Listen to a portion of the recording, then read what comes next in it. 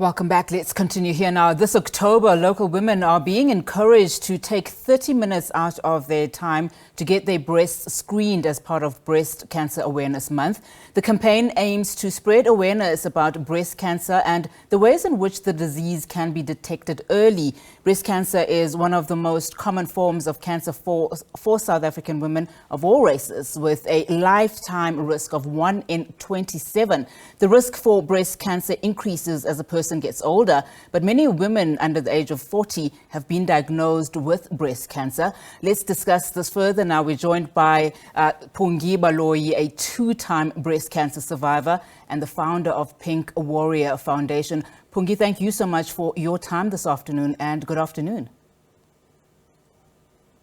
Thank you, Unati. Thank you for having me on your show today. Well, Phungi, any conversation about cancer, is a hard one to have, considering just how many people have succumbed to the disease and many continue to suffer from one form of cancer at any given time. Now, you are a two-time breast cancer survivor. Perhaps let's start our conversation with your journey with breast cancer.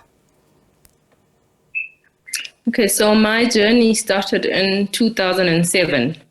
To be specific. And at that time, I didn't have much information around, cancer. I had a friend who was going through cancer, but it wasn't breast cancer.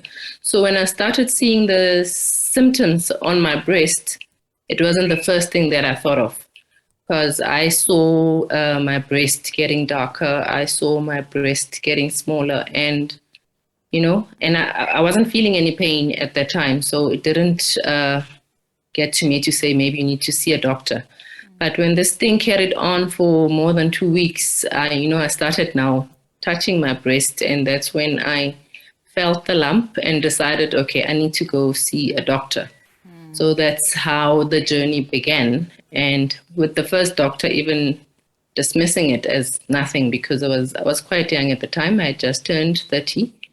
And I decided to go see another doctor who, I was very clear when I went to that.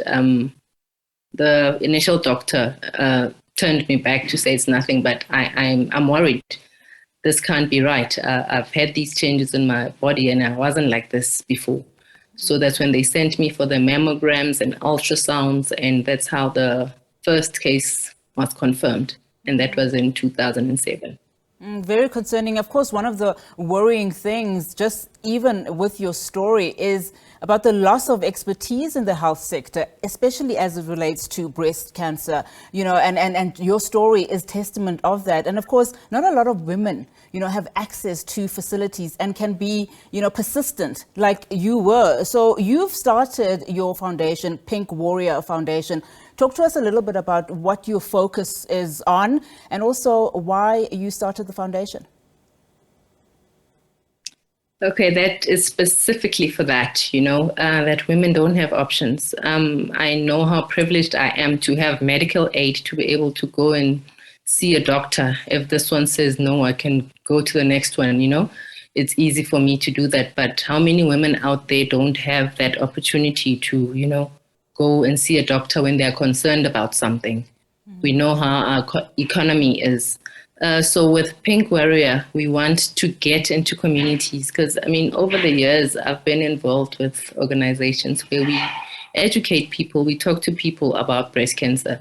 But at the end of the day, where do you go? People came here, they told us we need to go for screenings and whatnot. But if something happens to you, you see changes, like you don't know where to go, where to start.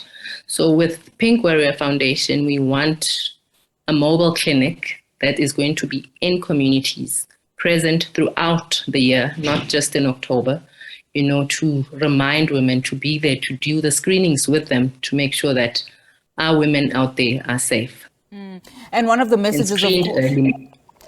messages, of course, that you are advocating is early detection. How important is that for you? I absolutely believe that's the reason why I'm here today, is because of early detection. It was detected early the first time. And, ever since that journey began, I see my oncologist literally every 3 months. We do bloods. Every year she sends me for a mammogram. I do a scan. So with that, that's how the second one was discovered. I wasn't in any pain. I didn't have any symptoms of breast cancer, but through the routine mammogram, that's how I discovered that the cancer was back. And thank God, again, it was still early enough for it to be treated successfully. I mean, you talk about, some people that can actually afford a treatment. Just some of the things that you have, discovered in your journey, particularly in your foundation about, access to support, more importantly. How important is that for people that otherwise cannot afford, these exorbitant fees and prices? Because even if you have a medical aid, in some instances, you have to take some form of dread disease, insurance. Yeah, no, that is quite critical. That is quite key to have the support. That's why we need NGOs like Pink Warrior, to work together with government to see how we can curb this, because the cancer treatment is one of the most expensive things one can go through. When I look at my statements from the medical aid and I see how much it costs, the scans that one goes through. I've got an injection that I get every 3 months. That thing costs about 5,000 rands. It's something that I wouldn't be able to afford normally every 3 months to get that injection. So what about the women out there that can't afford? So that's why, organizations like this need to honestly hold together hands with government to see how we can address, such issues. Now, of course, as an organization, the Pink Warrior Foundation, you do host some events, in the fight against breast cancer, but also, more importantly, to create some form of awareness. You've recently held a golf day. Talk to us about some events that are coming up and what people in society can do to assist.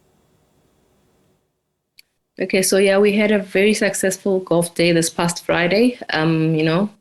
Corporates came out, friends came out to support us. It was just the most wonderful thing to see how people are so receptive of the work that we do. A lot of people have been affected, whether it's a friend or it's a family member.